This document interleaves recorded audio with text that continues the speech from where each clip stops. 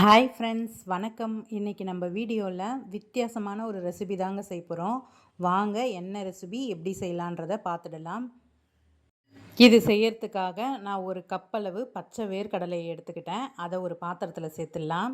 நம்ம எந்த அளவு பச்சை வேர்க்கடலை எடுத்தோமோ அதே அளவு உளுந்து அதே பாத்திரத்தில் அதே அளவு நம்ம சேர்த்துக்கலாம்.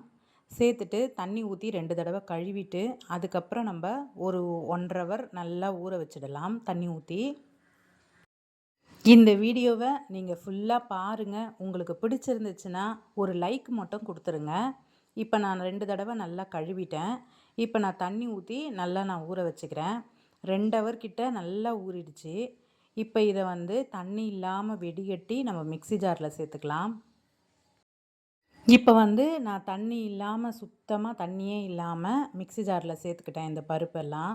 இப்போ இதை நம்ம ஒரே ஒரு பச்சை மிளகாய் சேர்த்து நம்மளால் எந்த அளவுக்கு கெட்டியாக அரைக்க முடியுமோ அந்த அளவுக்கு நம்ம கெட்டியாக அரைச்சிக்கணும்.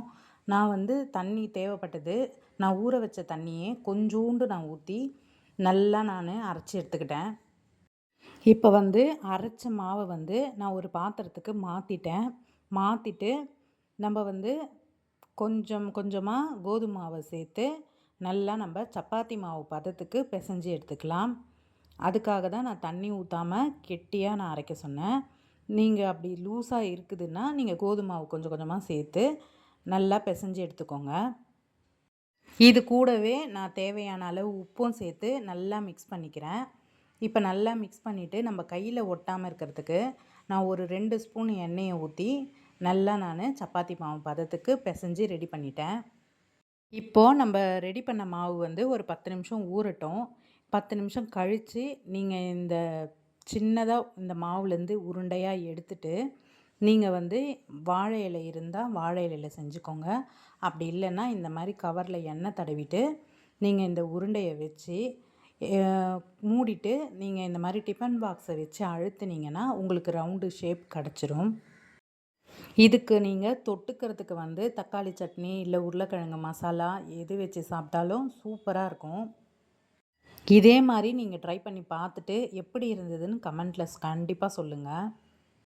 நீங்கள் இந்த மாதிரி டிஃபன் பாக்ஸை வச்சு அழுத்தி ரவுண்டு ஷேப்பு கொண்டு வரணுன்னாலும் நீங்கள் ரெடி பண்ணிக்கோங்க.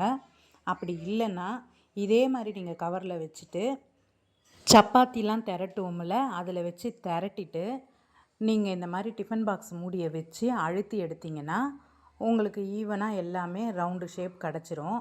நான் முன்னாடியே ஸ்டவ்வை பற்ற வச்சு ஒரு கடாயில் எண்ணெய் வச்சு வச்சுருக்கேன். எண்ணெய் நல்லா இப்போ சூடாயிடுச்சு. இப்போ இந்த திரட்டின பூரியெல்லாம் நம்ம போட்டு 2 பக்கமும் திருப்பி திருப்பி வேக வச்சு எடுத்தோன்னா சூப்பரான வித்தியாசமான பூரி ரெடி.